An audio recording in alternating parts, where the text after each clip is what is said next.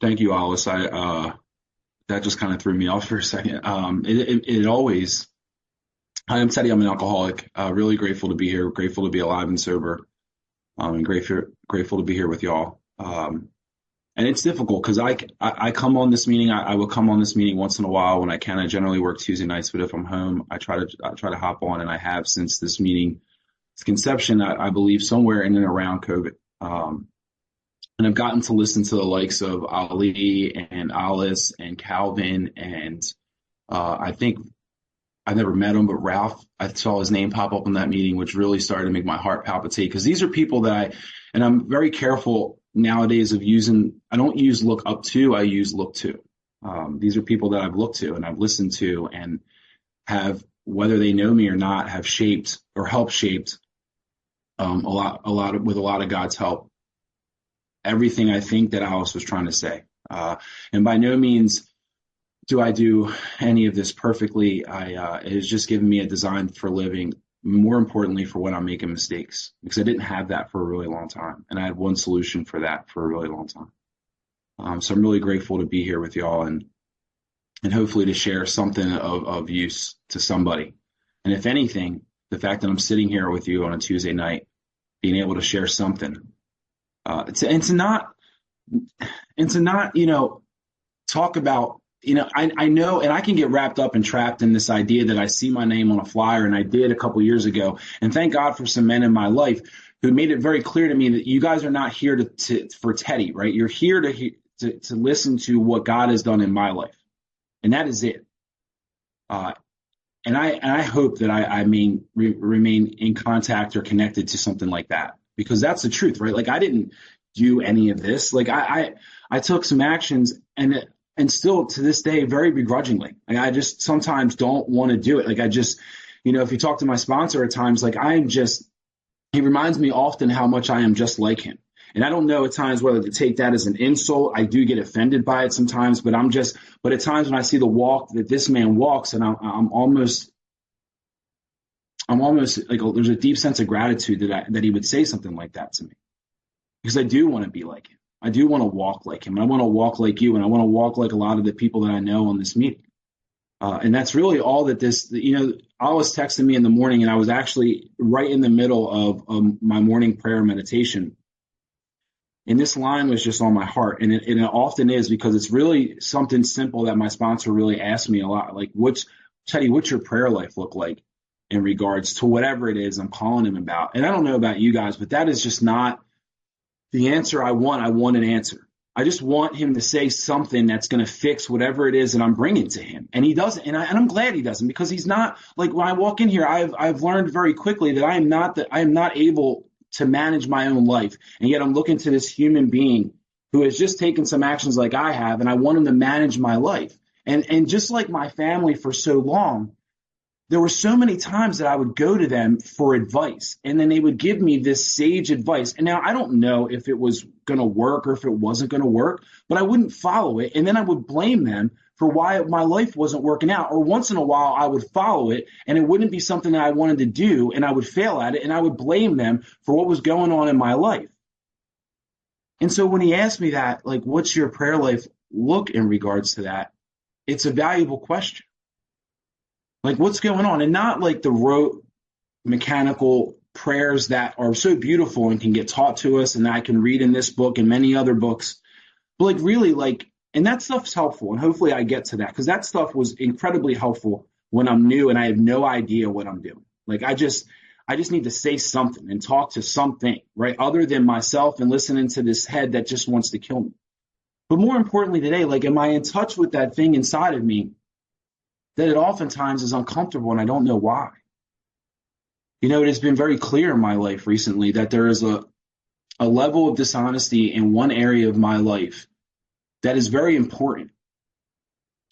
And for the last 2 months, I have just been unable to sit still in my own home. And what's my prayer life look in regards to that? Am I being shy on this matter of prayer in regards to this? And the reason that I'm feeling that way is because I'm unwilling to take any of the action, which is actually what it asked me to do after that line, right? It says that better men than us are using this constantly, and that the right answers will come if I want them. The problem with the right answers is they often come when I'm really doing this work, especially in this step. But if I'm unwilling to take the actions because the answers aren't what I want, then I'm very quickly going to feel this restless, irritable, and discontentedness sober, even at 7 years sober. And I don't feel comfortable with myself, and I don't feel comfortable with my partner. And I just want to do things and get busy and stay busy, so hopefully it goes away, and it doesn't. And am I being shy on this matter of prayer? And I think it's important to be honest about that too, because I am not right now. I think when it comes to sponsorship, and I think even when it comes to my job, which for the first 3 years or 4 years of my sobriety was a source of contention. There's a man on this meeting who I love dearly, who I read inventory to about 3 years ago, who was in the industry that I'm in the restaurant industry. And I remember asking me questions like, Teddy, do they give you your schedule? Do they ever ask you to do anything that you really don't want to do? Really, really don't want to do morally? Do you make a certain amount of money? And just kept asking these questions that the obvious answer to was yes. And he says, so aside from making you manager/owner of said business, what more would they have to do to make you happy? And since that, and along with a lot of prayer, I've seen, and let's be clear, a lot of amends to these people at my jobs. My work life, I would like to think, has gotten a lot better over the last 3 years. And that is a gift. My family life and the relationships with my family, due to a lot of this, has gotten better. And I am not shy on this matter of prayer, because it doesn't mean that my family doesn't annoy me. It doesn't mean that I don't have a lot of ideas still to this very day, in this very moment, about what my sister should be doing for her mental health, what my other sister should be doing for her mental health, how my other siblings should be raising their children. It doesn't mean that I don't have a lot of ideas about how my son's mother should be parenting our son when I am not a mother, I'm just the father. But it means that a lot of times I'm not shy on this matter of prayer, that those things have gotten better in my life. They just have. And it's been it has very little to do with me or any actions that I've taken. It's really just taking this action and shutting up and allowing God to do what he does, or it does, or she does, however it is that you pronounce it. But in this particular area of my life, it's been a struggle because I love someone deeply, like I do. And I know how wonderful they are. I know that I would absolutely be crazy, to not see how beautiful they are inside and out.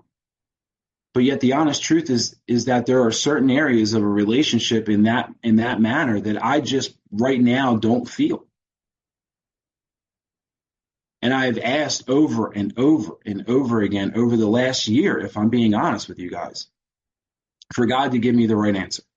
And the right answer has really been, maybe it's time for you right now to go back to being a little bit alone. Maybe this isn't the right thing, and that's okay.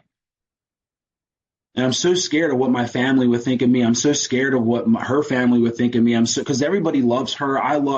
You could spend 5 minutes with her and know how special she is. But sometimes those things just don't work. And I have been unwilling to take the action because I'm a man of little courage in this area. I have a lot of courage that I can't even see sometimes, that my sponsor points out to me sometimes, that it's probably good that I don't see.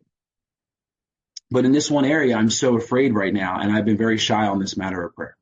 And it's no wonder why when Alice called me that, it was on my heart that morning. However, a living God has separated me from alcohol and other forms of it on May 12th of 2017, and I say that because I could not. And if anybody knows what alcoholism really is, I could not, for the life of me, get the thing off of me that was killing me for so long. And I tried. And there was a moment, a woman that I looked to that's not here tonight, but I heard her say a couple months ago, and it's something that I had said, and it made me feel really good, that I didn't surrender to alcohol or surrender to Alcoholics Anonymous when I walked in here 7 years ago. There was something that happened to me that's got surrendered. There was a lot of things going on within me that I just finally just was like, I don't have an idea of what it is I'm supposed to be doing. And for anybody in my life that's known me for the last 15 years prior to walking in here would have told you that my main problem is I had all the ideas about what was going to help me, and they never worked. And when I walked in here 7 years ago, and I was 3,000 miles away in a treatment center, I was in a room with two guys, one from Tennessee and one from Chicago. And these are not guys that, these are guys that I spent a lot of my life trying to impress. Just as I have to avoid the temptation to try to impress you tonight because I want to. I want these people that I look to, that I love, that I admire, that have helped me so much, even by just simple speaker tapes. I want them to walk away here tonight and think, man, Teddy was great. I just want to be loved. And I just have to avoid that, right? And I've tried to impress guys like this my whole life. And something in me just knew that I was finished. And I didn't know if I was going to stay finished, but I knew that I needed to do something different. And the very first night in this room that we were sharing, when we were all going to bed, I got down on my knees in front of these guys and just started praying. And it wasn't like roomy. It wasn't Emmett Fox-ish. It was just very much like, God, thank you for getting me wherever I am right now. And please just keep me sober so that maybe something will happen. And I got up the next morning in front of these same guys and I did the same thing. And I kept just doing the same thing over and over and over again. And in about 3 months sober, when I was living out there, out of treatment for about a month, I had gotten a job that required about an hour and a half bus ride, 3 different buses. And anybody who knows me knows that I don't, my whole life, I'm a guy, and I'm still at times a guy of convenience. Like I just love, like if you were to ask me what I worship aside from God, I would tell you that if I was being honest with you, that the two gods in my life hopefully would be God, but I also worship this thing called convenience. Like I love comfort and convenience and in anything that's easy. And I remember one night sitting in this room in this little sober living house, and I was on my knees in prayer. And I love that our book describes in a couple different places how, like Bill's experience and in We Agnostics, it talks very clearly about how God's effect on them was sudden and profound, but to most men it comes gradually. And that was my experience, right? Like I didn't know that God had been coming gradually. All I knew is I was taking some simple action and was not being shy on this matter of prayer early because I didn't have much else. It's really easy to go up the mountain with a light backpack or nothing. And that's where I am when I'm early on in recovery for a guy like me. I show up 3,000 miles away from my family, 3,000 miles across the country from anything that I'm used to, with a small duffel bag that has literally nothing in it except for maybe a pair of pants, a jeans. I mean, literally a guy who was an ex-Mexican gangbanger who worked at this facility saw when I got there that I had nothing. And this is what changed him. Like he knew that I had nothing and was willing to bring me clothes. And I remember thinking that this is the kind of guy that takes the clothes off your back, and yet he's bringing me clothes. Like I started to see, and I only believe I started to see because I had started to pray. I started to ask God, like, if this is really the avenue that I have to take, right? Really, these 12 steps are the thing that are going to save my life. Then please just show me someone that's out there that may have been changed by something in these steps. And I saw it very quickly. And I remember this night sitting in prayer in 3 months, and suddenly a thought crossed my mind. It's like, Teddy, you've been for the last 3 weeks taking an hour and a half bus ride to work, some nights an hour and a half bus ride back. And at this job, I encountered some people who were just kind and saw that I was trying to do right and were willing to give me a ride home out of their way. And suddenly the thought crossed my mind that, like, man, I don't do this. This must be something else doing this for me. And I was convinced at that moment, for a guy with 3 months, on a level that I had never been convinced of, that maybe you guys were telling the truth. Maybe there was something out here for me. And about a month later, I walk into this job, and, I don't know about you guys. I've been arrested at work like a couple times in my past, so I know what that looks like. And usually there's witnesses. The boss doesn't call you in the office by himself. They call you in with a couple people because they're going to have to sign some paperwork, and they want to make sure if there anything goes off the rails, usually me threatening to hurt somebody or trying to run away, that there's at least witnesses to say what I did. And they didn't tell me anything about a cop or anybody there to arrest me. They very simply told me that there were some charges, eight of them to be exact, from Pennsylvania in 2012 that needed to be taken care of. And they wanted to know what I was going to do about it. And they gave me a week to figure it out, and they didn't fire me, and they kind of let me go back to work. And it's funny because if you want to know, like, about prayer and about what happens here, there was a woman who was really the reason I got the interview at the job who didn't know me. She just replied to an email within 5 minutes. And it turns out that woman was a sober member of AA for 20 years. And I found that out a couple weeks later going to a meeting when I shared about where I was currently working. And I approached her the next day and we started to talk. And she started to share with me, what it is we really do here in AA. And what I had come to find 4 years later, because I'm a thick-headed person, I was actually at a podium and it hit me that woman was the reason why those people gave me a week to figure out what I was going to do. Because if I was really going to get and stay sober for good and for all, I was going to take this action. And if I didn't, I probably wasn't going to be sober very long.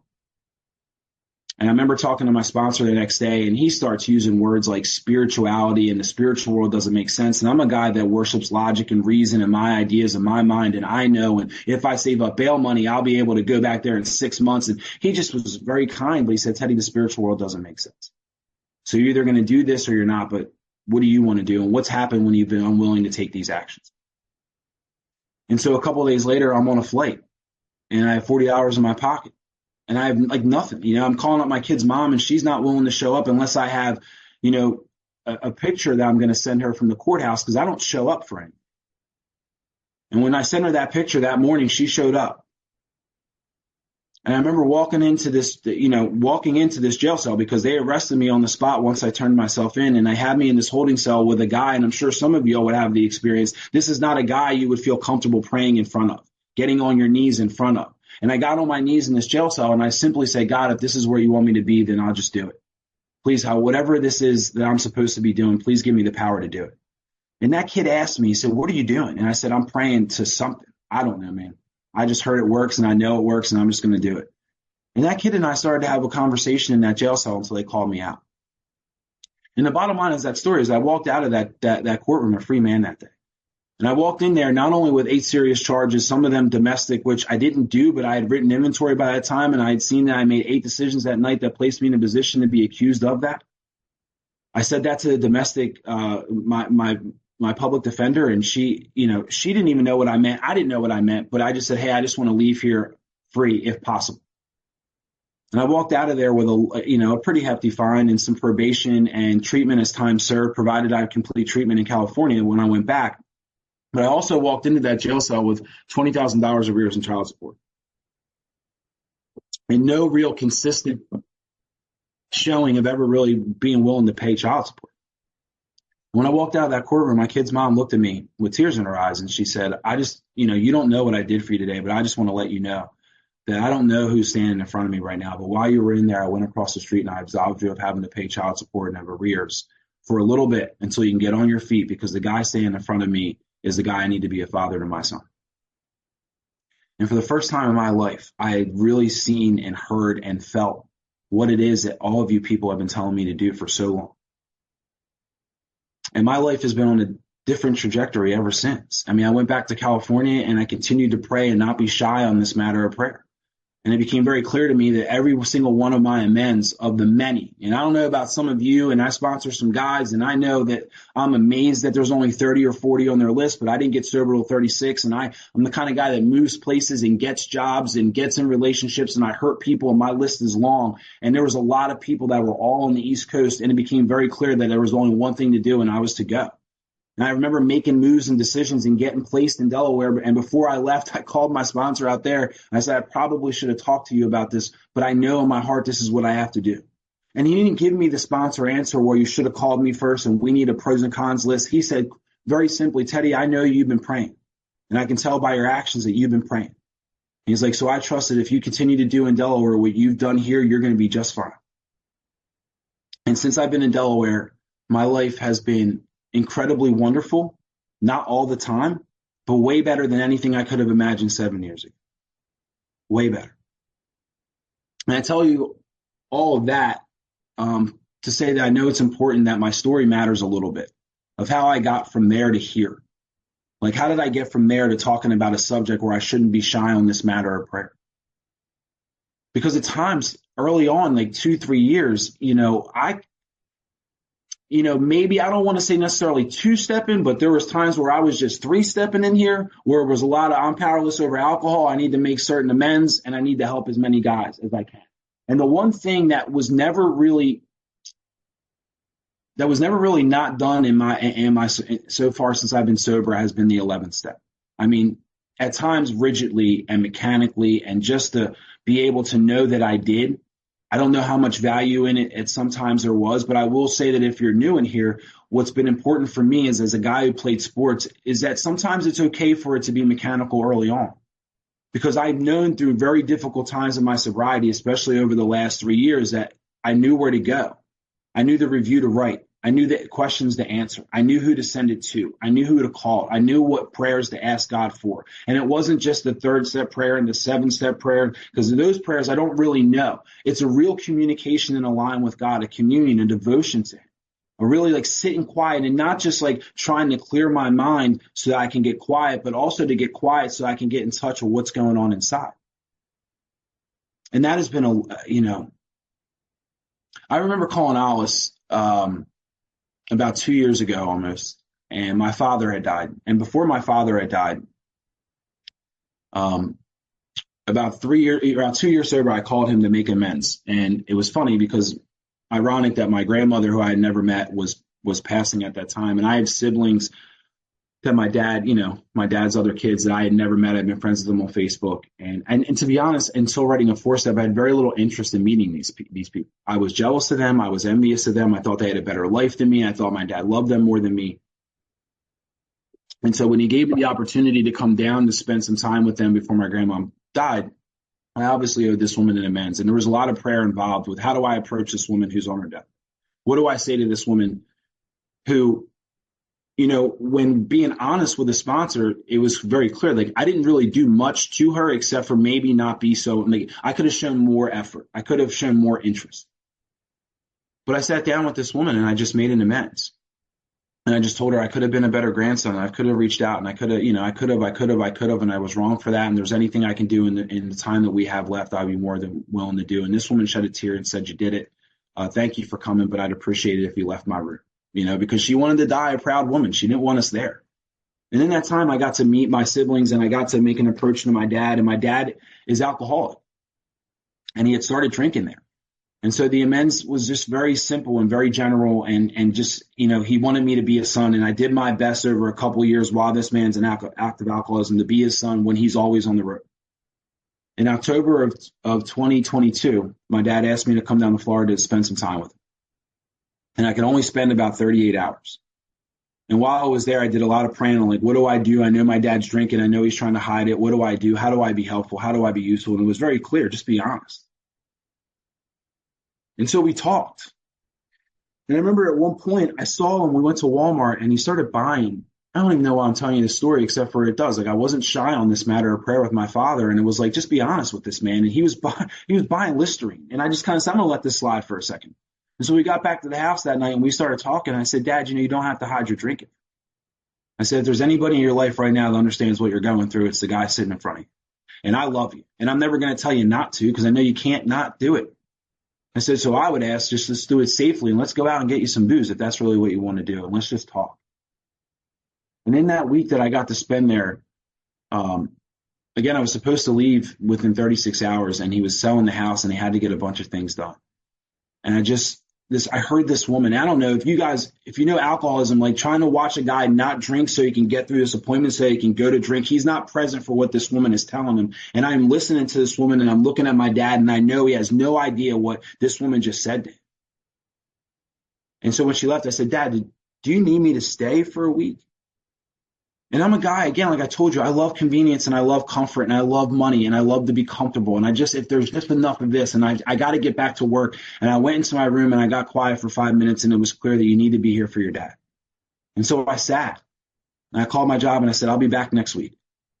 And I got to have some conversations about alcoholism with my dad. And I got to have some conversations about what a father would do, and what I've tried to do, and what our relationship looks like, and how much I love him. And I don't really care. I just want to be able to spend time with him.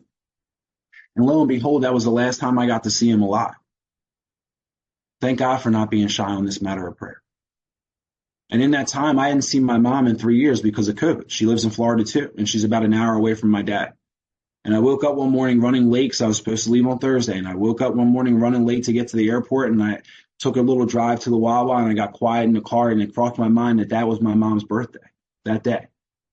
And so I got back home and I switched my flight to Friday and I called my mom and said, hey, I love you. Can I take you out to dinner tonight? I'm going to stay an extra night. And I got to spend some time with my mom.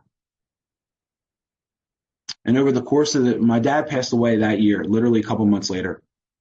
I remember talking to Alice. There were some money issues and there were some will issues and there were some, my siblings had some ideas. And the whole time, from not being shy on this matter of prayer, I got to be there for my siblings. And I got to be the older brother because I'm the oldest. And it was funny because I can get caught up in a lot of things. And thank God for someone who loves me that got me to slow down.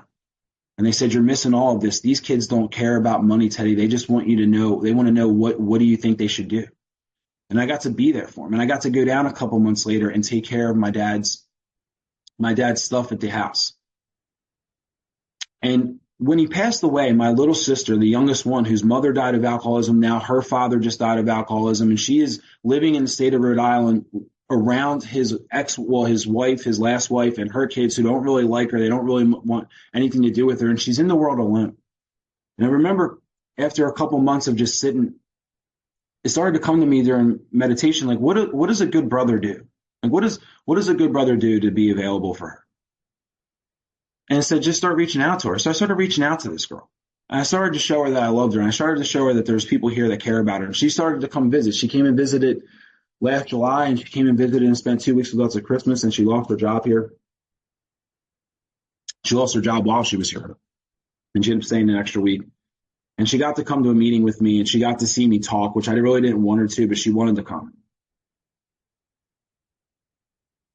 And I remember her asking me a lot of times, like, what it is that I do. And I say, well, I just, I do a lot of this, and I sponsor some guys, and I pray and meditate, and I take my quiet. And she saw me take some quiet time in the morning. And on my birthday a couple months ago, I got this card from my sister. And in it, she writes, Dear Teddy, thank you so much for being present in my life. I've come out of my shell a lot more since we've become closer, for better or for worse, she said. And I look at life a lot more intentionally now. I find myself a lot more grateful for the little blessings in my life, people's stories, and most of all for you. And P.S., I often think about the hell you had to go through to get to where you're at now. And I am not religious, but I thank whatever higher power that kept you protected. And I thank you for having the strength to access it. And that's what happens when we're not shy on this matter of prayer. My sister got to experience a power. She has a mental illness. She got to experience a power that has transformed my life by not being shy on this matter of prayer, by knowing that all of the people on this meeting, most of you that I know who have been a better man or a better woman for longer than I have, were using it constantly long before I got here, and have started and consistently shown me how. And so the questions that I would like to leave you with tonight is like, how often am I being shy on this matter of prayer when I'm walking through my day? It came to me a couple months ago that our book says that we say many times each day that his will, not mine, be done. And it occurred to me, how many times am I going through my day that I'm unaware that if I'm even really breathing? Right? Like, I know that I'm breathing. Like, I can't change what God does, which means we breathe, right? Like, I just breathe in and out. It happens until I drop. But like, how many times at work, especially in a fast-paced environment, am I breathing? Am I aware and acknowledging that there is breath going into my lungs and out of my lungs, and slowing down and to know that God is always there? How many times am I asking myself, will God go with me when I'm about to do this thing that I know I shouldn't do? And I know there's some men in this room and maybe some women struggle, but how many times am I asking God to go with me, or being shy on this matter of prayer when I'm staring at my phone for hours or, minutes, seeking validation in a way that I really shouldn't be seeking it, that's not really doing anything but killing my spirit? And that is something that's come up over the last 2 years, because I'd much rather live in a fantasy world than live in the world and the reality that God has presented to me right here and right now. How often am I being shy on this matter of prayer? How often am I writing reviews honestly, and not just from the mind and like just show them that I'm aware of my dishonesty, but like how often, like last night I wrote one that came from my heart, and when I was done writing it and reread it, I could see that the selfishness and dishonesty that's not only plaguing me, but plaguing my partner right now is killing both of us. How often am I going to God with that? How often am I going to God with my sex life, which most of us don't ever want to talk about? My sponsor suggested that I prayed her, and I was like, prayed her and what?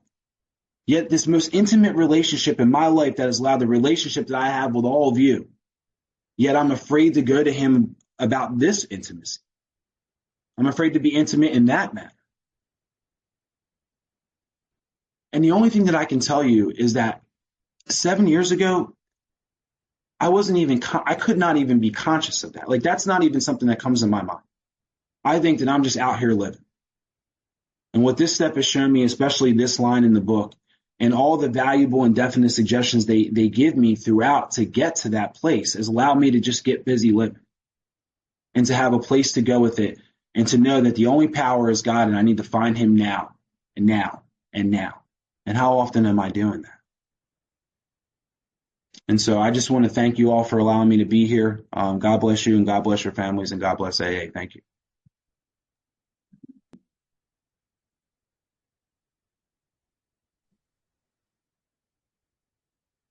You're still muted, my friend. Does that work? Can you hear me now? Okay. Spencer, alcoholic.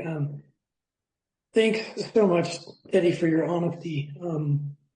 It was just definitely, could relate to a lot of what you're saying. My question that I have is, and I think this came up because you were, emphasizing this idea that, in every moment, to find our presence, and I struggle with that a lot. And this may be silly just because, it's like, am I doing this right? But the prayer, what are the tools that maybe you can use to focus your prayers? Because one thing that I find, I'm doing my prayer in the morning, doing my prayer in the evening, and I try to check in throughout the day when I can. But when I pray, I find that like the floodgates open, and I want to say every prayer that I know at once in my mind. Like I'm trying to say the serenity prayer, and I'm like interrupting myself doing, whatever else.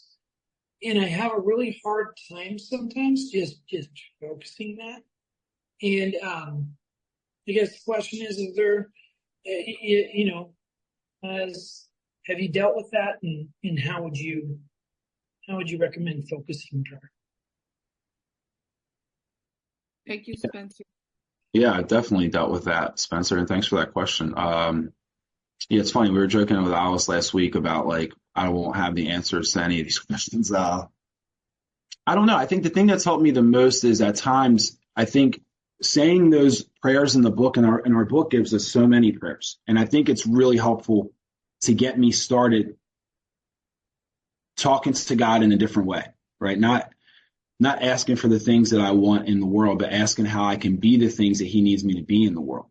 But what helped me, I think, and I think I tried to touch on this a little bit. I don't really remember what I said, but it's a lot of times 3 years ago was really just get quiet in prayer. And so like if you pray on your knees, like I pray on my knees in the morning, and then I have meditation time afterwards. A lot of times I'm on my knees in the morning now. I may say some prayers, but I try to get quiet and really try to experience what it is I'm feeling.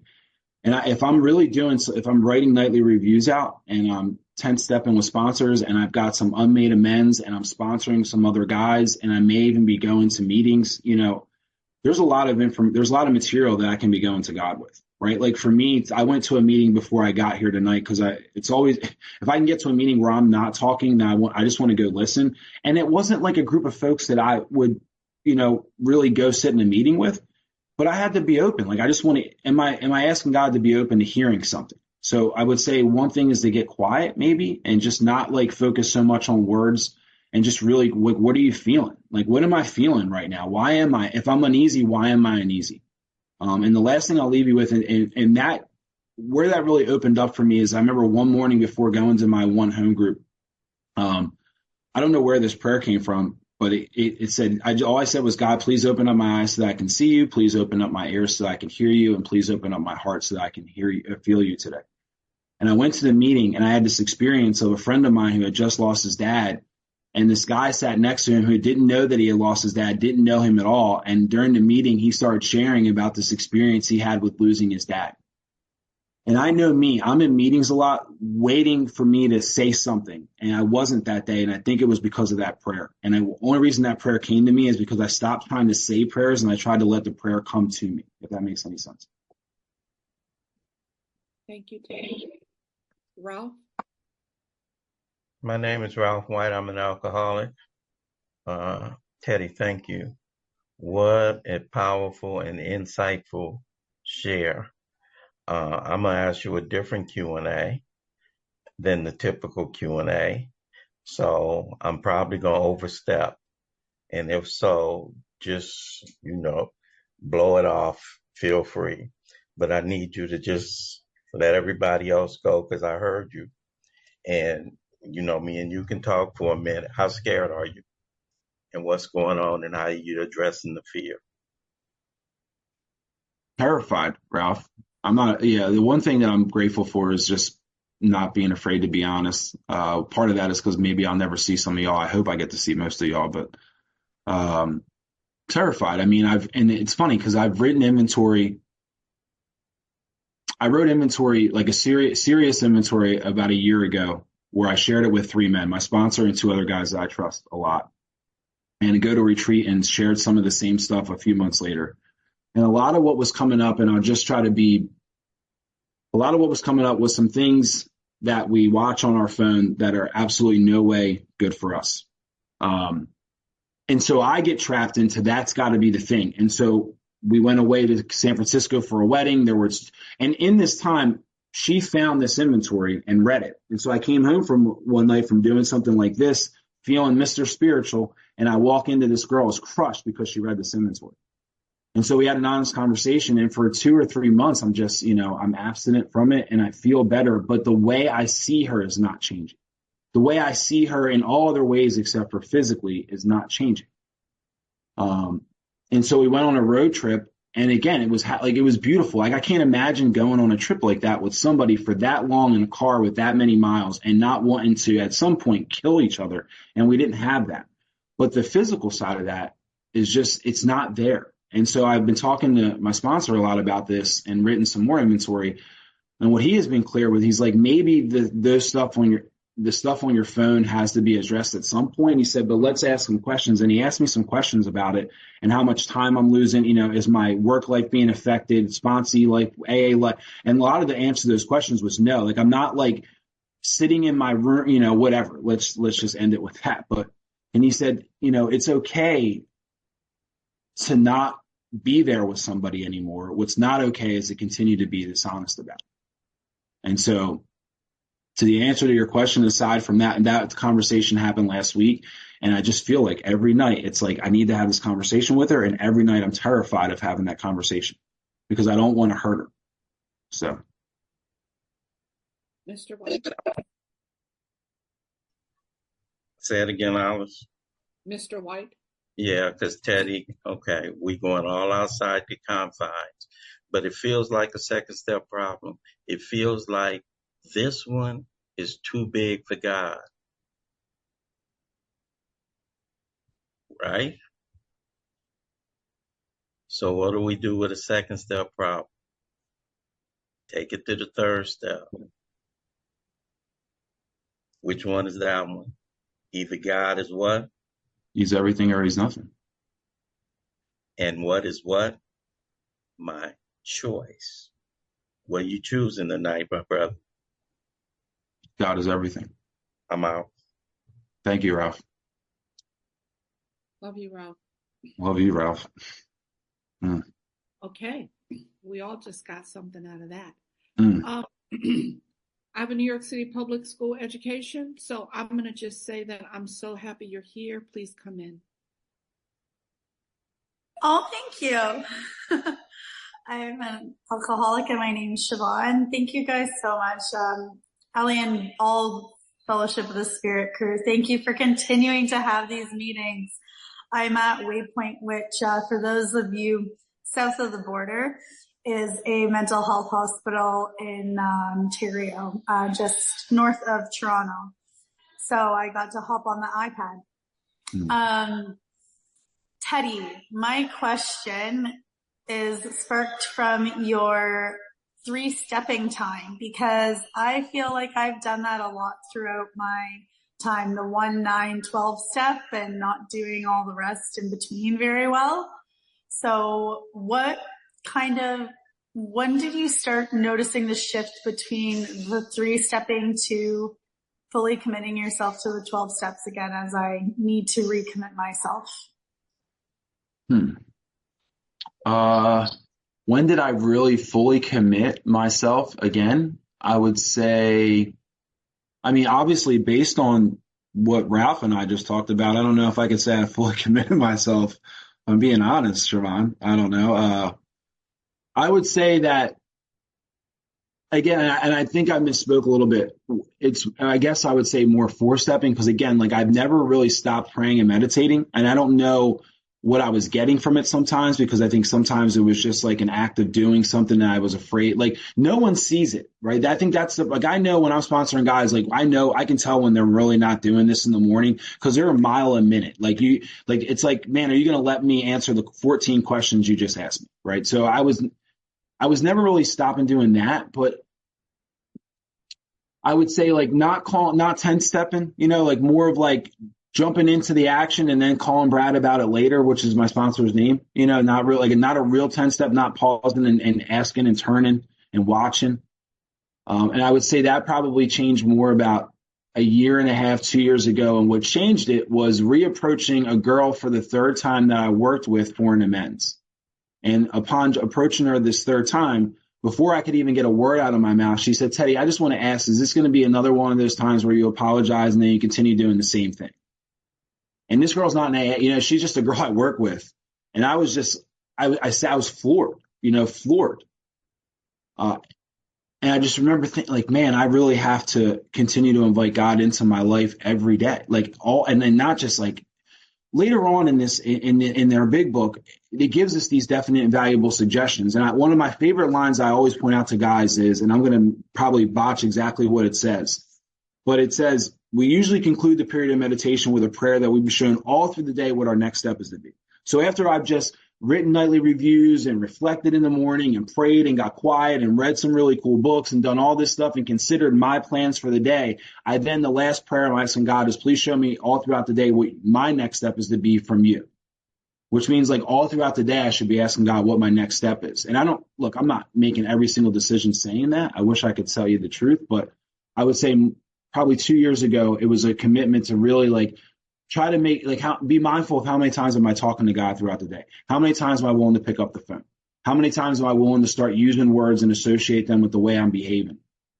And how many times am I willing to 10 step and 11 step something with a review where if it's coming up 3 or 4 times, am I sitting down and writing inventory on it and being willing to be honest about that inventory? So, and I don't know from guys I listen to or women I listen to, sometimes I think that sways a little bit. I think people go through ebbs and flows, and hopefully the ebbs aren't too long. So that's it. Thank you. Hopefully that makes sense. Harmony. And I want to say, I think we have time for maybe one other, but Ebony, you may be closing us out. Please come on in. Harmony.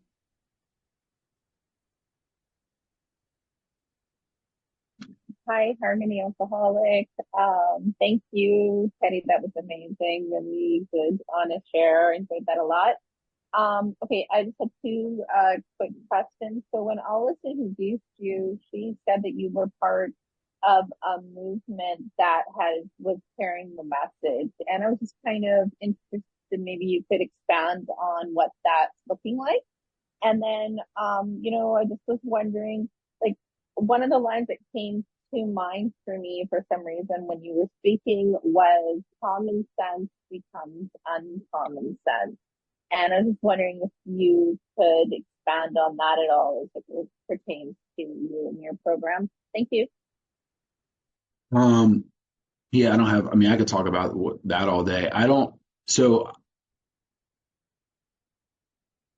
I'm just like, I don't know. I'm a big Don P guy. And so like, I'm a storyteller and I think Ralph's kind of the same. I'm just not like this. The best story I have is before I got sober this time, I had managed to stay sober for a year, ended up drinking again because I wasn't willing to do stuff. I ended up in Florida for a week and I stumbled upon this 12-step house with the owner of this house in Fort Lauderdale. And I was sitting next to him and this man walked in and for an hour spoke about, I don't know what step, but I just remember thinking I'd never heard anybody talk about that. In the 12 steps in that way. And I asked him, I said, man, that's the kind of guy you get to sponsor you. And he said, if you walk up to him right now, he'll sponsor you. And I said, no, not me. Like like, if you're ready to do this stuff, that's the kind of guy you get to sponsor you. And I just remember one of the many experiences I had in California, I was listening to some speaker tapes before I would go to bed. And I was writing a second inventory, and I was just kind of slacking on it. And I heard this guy, and I was like, oh, that's the guy I heard almost a year ago. And so with that, I just started to listen.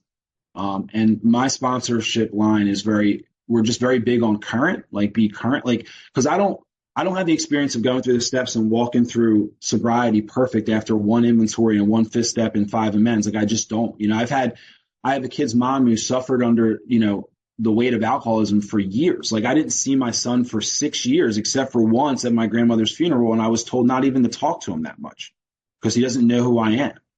And so to think that, like, at 18 months sober, that I sat down with her on an approach, she didn't really want to hear much because she knew what I did. She just wanted to be very general and wanted me to do what she wanted me to do. And I've had multiple times of, like, having to reapproach those amends when things have come up. So I would say I've just been fortunate to move to a place where there was guys reading the big book and talking about current stuff before I got here, and I just got lumped in with them. And I've been able to kind of help get some more people that are out of the area that talk more about current stuff. And as far as uncommon sense becomes uncommon sense, I think in regards to prayer, my experience has been that it has started to become from me. Like, if you've ever heard Peter or Ralph or Alice or anybody that's on this meeting talk, Peter always says it becomes a part of who I be, right? And I would hear that, and that sounds really cool from a podium when I don't know what it really means. But over the last couple of years, I've started to understand, like, things that happened for me that I did not do. A guy at work 3 years ago, because he was unwilling to take the direction I was supposed to be giving him, called me and for the sake of the meeting, called me the P word. And if you're a man in here, you know what I'm talking about. And I don't care how sober I am, you just don't call me that. And I stood up as he walked away, and I sat down. And I can't tell you when I sat down. I can tell you that 2 minutes later, I realized that I had sat down. And that was wild to me, because I didn't know who sat me down except for God. Like, God sat me down and let me know, like, this is not the time. Because I was going through, like, what I'm going to do to him when I walk in there. How I don't need this job, how I can get another job, how I have enough money. I don't know about you. Like, I was like 3 weeks ahead of where I was sitting in that moment. So common sense becomes uncommon sense has really been doing a lot of things that don't make sense to me still. Like, I don't always want to make amends to somebody for the third time. I've heard old timers say, if you've made amends to them, you just change the behavior, and I don't have the power to change me. The only thing that has the power to change me is continual experiences with God, and I get that by taking the actions in these steps. So that's it. Teddy, will you